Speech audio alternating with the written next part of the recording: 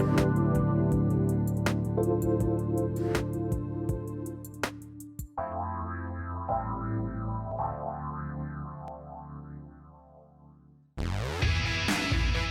listening to That Gratitude Guy podcast with David George Brooke. That Gratitude Guy. Learn about how gratitude turns what you have into enough through stories of motivation and inspiration. Wherever you are in your life and whatever you're going through, That Gratitude Guy is here to help you achieve great things and live a happier, healthier life. Change the way you live today right here with David George Brooke. That Gratitude Guy, starting now. Well, hi, everyone. Welcome to That Gratitude Guy podcast. I am David George Brooke, That Gratitude Guy, your host, and where my mission is to have guests that relate and recall moments of their lives where they are propelled and energized by utilizing the power of a gratitude mindset. The goal is to harness the power of gratitude and illustrate its many benefits. What you can expect is a deeper dive into gratitude's immense power, a gratitude tip of the show, or a gratitude nugget. You can always find ways to become a gratitude believer, and maybe 1 to 3 takeaways from the show, and specifically from the guest too. My podcast is broadcast on Transformation Talk Radio on the first and third Fridays of the month at 12:30 p.m. Pacific Daylight Time.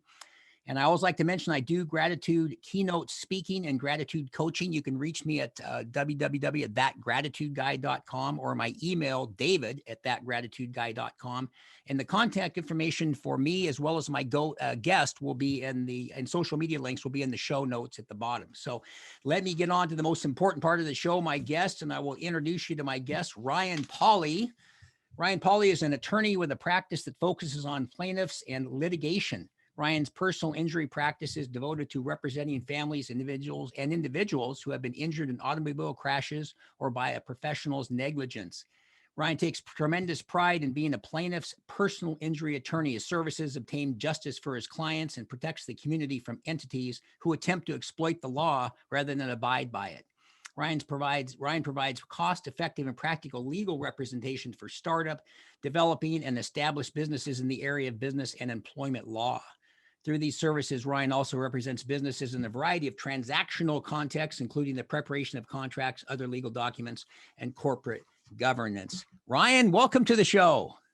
Thanks, David. Good to be here. It's good to have you. And, I was thinking as I prepped for the show about how it's always about gratitude, but I also think I want to make sure every show we have a couple of tips that people can take away. I really like that show and I had this or that tip. And so I think maybe before we wrap up, I might ask you to put on your attorney hat as you normally wear it and give people maybe a couple of tips they can think, well, I learned about gratitude, but I also learned about something I should be doing that Ryan said that was really good to protect my legal side of things. So, but to start with, I always like to set up the context. So just relate to the audience how you and I met. Boy, I think we met about 3 to 5 years ago. And it was through a kind of mutual group that we belonged to. And in the group, I remember one day that we go around and introduce ourselves and you spoke about what it is you do, which is basically you're that gratitude guy is how I remember you specifically. And really your whole message to us was you incorporate gratitude and help people incorporate gratitude in their lives and also into their businesses. So after speaking to you a couple of times at the group, eventually, and I know that you also do coaching, and that's eventually how I've come to see you on a regular basis. And I remember it was right around Thanksgiving, and I just was knowing that I needed somebody to help me with my practice, with my personal life, just to be able to take the extra step that I needed to and to be accountable to. So I remember meeting with you at the Seattle, at the Columbia Tower Club, CTC, and just immediately started to enjoyed your, what you told me about gratitude right off the bat, and just started working with you then. And since then, we've been seeing each other once a month, talking about, you help me with my practice, you help me with my personal life, and just really talk about this message of gratitude. So yeah, we've had a relationship now for, somewhere between 3 to 5 years. I think that's probably a good time frame, somewhere in that neighborhood. So if you think about that, I'm always interested in tips and things. And let's start, because I do want to have you give it a legal perspective later, because again, maybe some extra takeaways for the audience. But from a gratitude standpoint, if you think back about those 3 to 5 years, what are some things that maybe you and I discussed, or that I talked about gratitude, that you could use or say you've used as a sort of a mantra, or maybe an idea that you always remember every day? And how has gratitude kind of worked its way into your life, maybe since you and I met?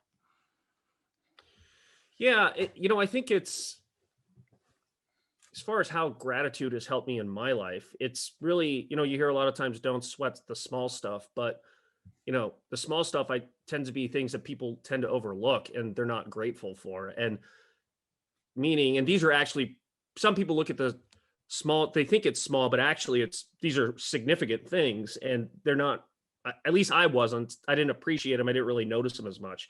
So I guess when I've started to work with you, I've become much more grateful for the things, the large things in my life that before I thought were maybe not as significant. And this can be, my health, the health of my family, that I have a job, that provides for my family, that I have a job that I like, that when I go outside, it feels good to breathe in fresh air. It's these things that are huge in somebody's life that you just don't really realize until you say to yourself, well, I should just appreciate everything that's around me. And then it's kind of this, once you start appreciating things, you start realizing how much you actually have.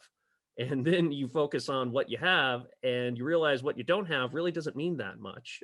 So it kind of really shifts the way that you look at the world in general. So Yeah, so true. And I think that it's really important, because anything that gets our focus going in the right direction. I heard somebody once in a talk say, we all get caught, I like this term, we all get caught up. We get caught up in the small things, and and I don't have enough money to pay the paper route boy or something, like, how important is that in the big scheme of things? So, but one of the things I'm really curious about is, I know a lot about you and your cases and so forth. How about, and those are excellent points you just brought up too, because just even breathing fresh air, and then, the old thing about, my guest last week mentioned the comment about somebody had no shoes, but then he saw somebody had no feet. So it's so important to keep that perspective. And life is always a choice. I did a talk last night to a Silicon Valley group in California, and they were asking again about, well, how does this work? And why do you want to focus on this? And I said, it's always a choice. We always have a choice. But the thing I'm really curious about from your world is, how would that apply to, say, your clients? I feel like I've met some of these clients over the years, because I've heard enough about them from car accidents and yeah. different things. But how about from the client perspective? Did you find that maybe this client, it's my favorite word, of course, gratitude and grateful, but maybe a client wasn't as grateful, or you didn't get enough money for them? Or were there things where you could kind of apply the template of gratitude and see some pros and cons through those different clients you've had? Yeah, it's really interesting, because a lot of my clients go through traumatic injuries that change their lives. And I think I've said this to you before, David, but if you really want to appreciate your life, don't go to a party, go to a funeral.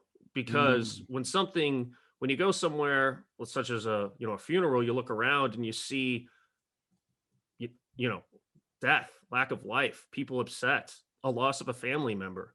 And when you see that, it makes you appreciate what you have, because you're looking at somebody who doesn't have that. And I think that a lot of my clients, even though they go through something that could change their life forever, it helps them see, hey, look, I might have lost X, but I have Y.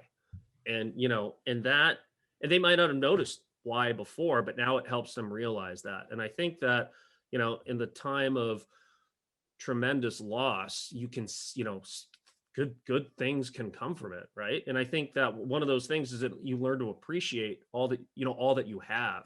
And again, I think that has to go with hand in hand with gratitude, right? Just being thankful for, having a brother or sister or a mom or a dad that's alive, and so that's why I think that's one way that I've seen it from an emotional perspective, how I've seen kind of gratitude affect my clients. Well, and I think that we've always said, at least it's been said, I guess, is that in order to really appreciate up, you have to kind of see down. Yeah. And I've mentioned probably on several podcasts already, but life is like a roller coaster, and it's never all up or all down. It's this series of ups and downs, and the ups are fantastic. The downs aren't any fun. And when you're down, everybody wants to be up, but where the lessons are really learned are in the downs. Oh yeah. And that's where you really get some of the best things that you can take through the rest of your life. But I'm curious about, if I think about one, this is a recent case of yours and how this impacted you. And that is the person that, man, just, it wasn't enough. No, she's going to pay. It's going to be, they're going to have to get this much money, and they're going to have to go. And just really, I just remember thinking, wow, who is that person? How did that impact you? Where it was like, no matter what you did, it was the pound of flesh that was just like, man, did that impact you in a way that you're thinking of like, you should be grateful for what you have? Or Yeah. I mean, that was a strange case. Yeah, no. And I think that sometimes people that want, they, all the recovery in the world isn't going to fix what has been taken from you, right? And they just don't, I don't think they'd be happy with it or without it. You have to be content with what you have right now, right? And things can be taken from you, but until your life is taken from you, you still have things, right? And I think that it's, that is a, people who have, I think, attitudes like that just lack just the simple gratitude of, the simple appreciation of what they have. Because people who tend to, in my experience, people who don't have any gratitude, tend to be those that, they just are always looking for something more, right? Yeah. And once you get that thing, the big house, the fancy car, more money in a settlement, that gives you about 10 minutes of satisfaction until you're back to square one saying, well, now I need this and now I need that. So, I mean, there's really two ways to look at things. One is to look at what you have and appreciate that, or two, to look at what you don't have and how that's affecting you. So it's, yeah, I mean, I don't know. And those are, I think, two fundamental thoughts of, you either have people that look at it the way that you do and that I try to be, or you have people that look at it the other way, glass half empty. Exactly. And I think, did you find in that particular case, did you find you're trying to kind of pull out the stops, if you will? Like, wow, this is a tough one to try to convert, because no, she's going to have to go to, I just remember you sort of imitating, she's going to have to go to class. She's going to have to raise this much money. I want this. Did you find yourself kind of like, I got to pull out all the stops to get her to try to see to be reasonable? Yeah, I mean, it's interesting because I think that in that situation, it was somebody who, I guess, wanted more, but then when the client eventually got it, she realized that there was so much more that she had before everything got resolved. So it was, and it's so complicated to be able to sympathize or to put yourself in that situation, just because, it wasn't me. It's hard. I can't understand what she's thinking because I'm not her or him, but it was just, once the person did receive what they were asking for, the attitude changed a little bit. So yeah, it was difficult. Well, and when you think about putting yourself in somebody's shoes, everybody says you can't walk in somebody else's moccasins or walk in their shoes. But I've always said that you can walk a parallel path and have at least something that gives you a reasonable idea of what it is.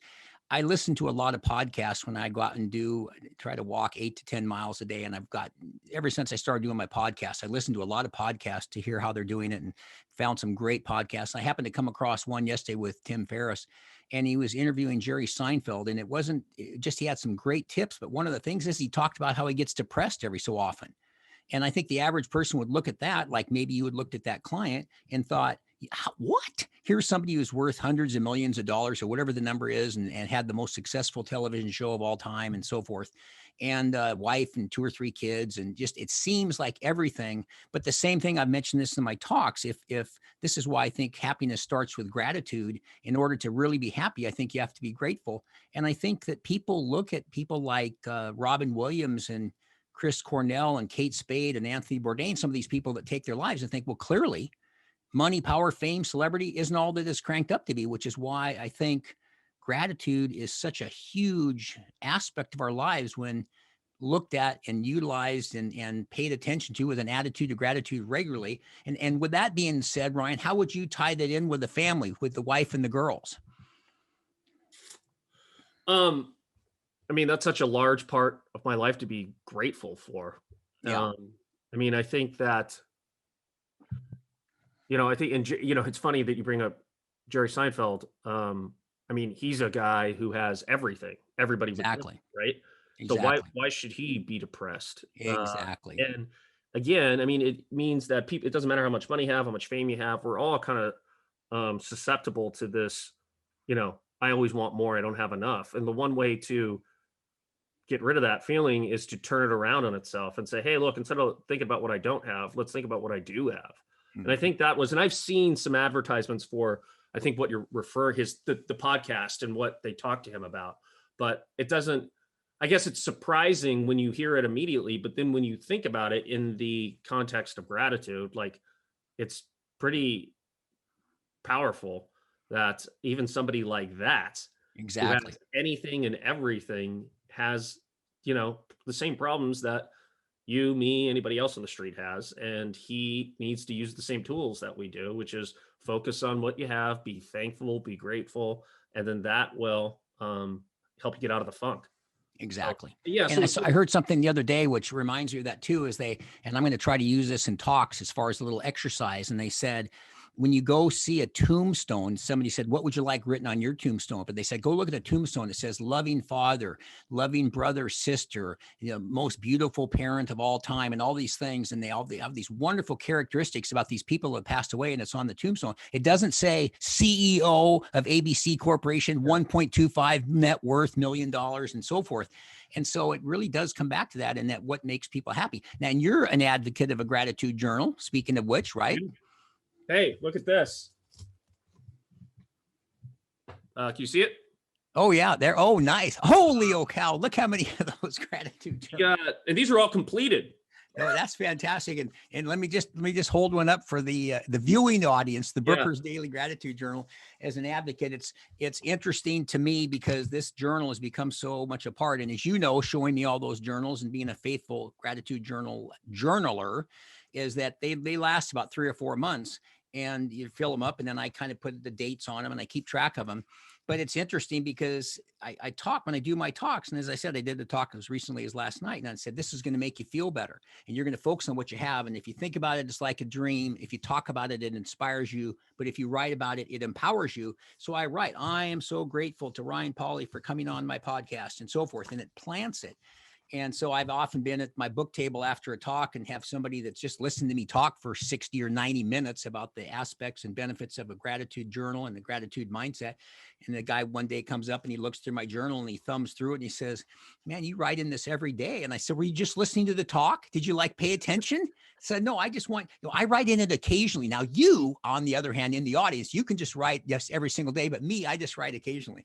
So, but it's that powerful. And there's something about, they've proven that this pen and so on makes such a big difference to plant it in the brain and so forth. So yeah, it's amazing. A couple years ago, I remember talking to you, and you encouraged me to start listening to kind of motivational stuff on YouTube in the morning. And I listen to it a lot now when I work out, and so many, powerful, successful, important people do exactly what you've just explained. They wake up in the morning, they meditate, they write in a journal, they journal, or, write about things they're grateful for. They exercise. And it's just it's one of these things you need to incorporate into your life if you want to have, a fulfilling life. And it's hard to, some days I miss it, but sometimes I'll go a week, or I remember I went a couple months during the pandemic without it. And I just, you feel down, you feel kind of crappy. And they're like, okay, I'm just going to commit to writing,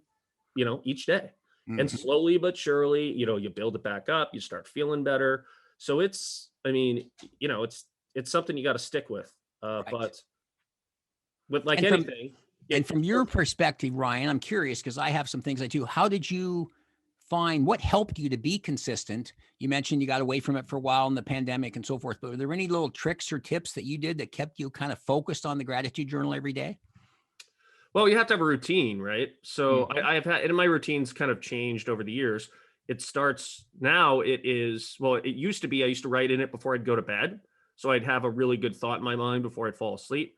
Now, I do it in the morning and I write what I'm thankful for, today. And then I also write what I think the three top highlights will be. And then the next Nice. day, I go back and summarize what I was thankful for that day. So I think it's just about building a routine and incorporating it, every day, just like your morning cup of coffee or your Mhm. 5 glasses of water. Yeah, yeah, You that's need right. to, yeah, you need to, like anything, it's work, but what is it? What's what worthwhile to achieve is what's worthwhile to perceive is difficult to achieve. Mm. That's something what I'm fumbling it, but I mean, so yeah, it takes work, but it's just a daily commitment to it. And some people do it, some people can't, but there's a lot of benefit from it. And it's interesting. I've noticed in some of my workshops, I had people come up with their top 10 daily rituals. And then I'd compare notes and compile them all and send them out to the people to give people Oh, ideas. yeah. But most people have a top 10, at least maybe not on paper, but they have it in their mind. And they're going to get up. And one of the first things to do is make your bed so you get something accomplished. And then you Yep. take your shower, drink a big glass of water. You and I joke about water a lot. It's so important, but it gets you hydrated after kind of becoming dehydrated from sleeping all night. Write in the gratitude journal, make the cup of coffee, do some stretching, do some exercise, do whatever it might be, and then start your day. So I think everybody has some version of that, but it's something that to me, the gratitude journal has become so much a part of my life and to set the example for everybody else, which is so important. And I think it's just a matter of incorporating that in every single day and just making a habit out of it. Yeah. Yeah, that's good. So we're going to wrap up in a couple of minutes. And I just wanted to just take a little bit of the legal hat. What's one or two tips that attorney at law Ryan Pauley might say to people to keep in mind out there to, if you get in an accident, call an attorney or just anything that might be one or two tips that might help just people that would think, gosh, that Ryan guy had some cool things to say. Yeah, I guess I'll give one general piece of advice and then one specific piece of advice. So I Great. always tell people, if you ever are asking yourself, I wonder if I should talk to a lawyer about this, you Mm, definitely need to talk to a lawyer. mm, So it's always, if you think you do, you definitely do, because it's always good. You never want to ask yourself, what if? What if I would have called a lawyer and talked to him or her about my problem? Would I mhm. have resolved it differently? So it's just worth the time to pick up the phone, and any attorney who is, you know, worth his or her license will give you at least 30 minutes of their time without charging you. So Nice. that number one, if you think you need a lawyer, you definitely need a lawyer. And then two, as a specific point for my practice, I do plaintiff's personal injury. Most of it is car crashes. The thing that always comes up when somebody gets in a crash is, do I call the police? Should I call the Mm. police? And you should always call the police. Oh, great tip.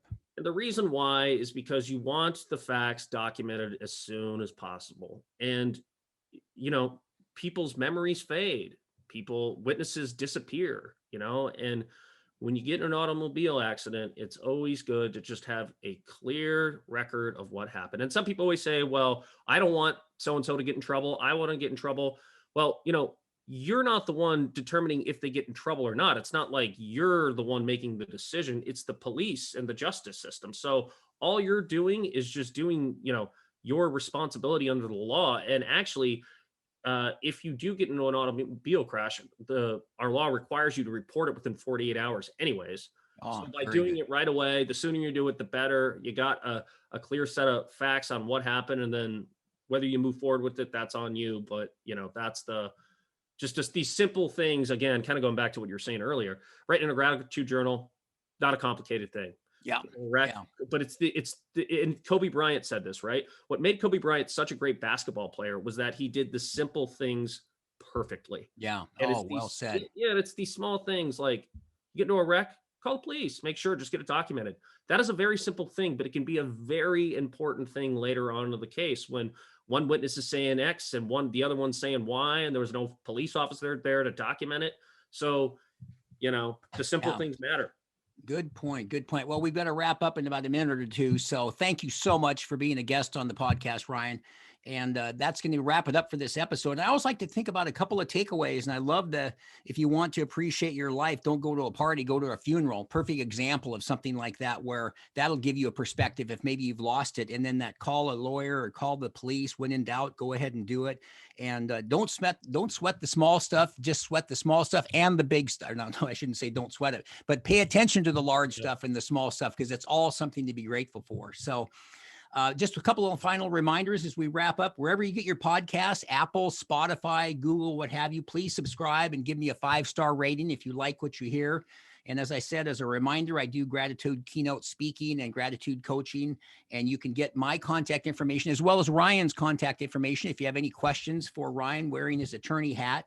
And also, if you'd like to receive my Monday Morning Minute, you can text Gratitude Guy to 22828. That's Gratitude Guy, all one word, to 22828, and you'll get my Monday Morning Minute. My guest next time will be Jennifer Matthews from Perth, Australia, and she will share some great stories of how gratitude inspired and encouraged her along the way. And then please stay tuned following my podcast for the Empowered Through Health podcast with Diane Solana, where you can take your health to the next level, featuring a different health topic every week. That is it for this week. Thank you so much for tuning in. I am David George Brooke, that gratitude guy. Remember, be grateful and never quit. So long. Take care. Thank you for listening to That Gratitude Guy podcast with David George Brooke, where living with gratitude turns what you have into enough. Transformation starts now, and you have everything you need to achieve great things. In a world that is constantly changing, there is motivation and inspiration right in front of us, and you can find yours right now. Don't wait. Visit thatgratitudeguy.com to get started living with gratitude today.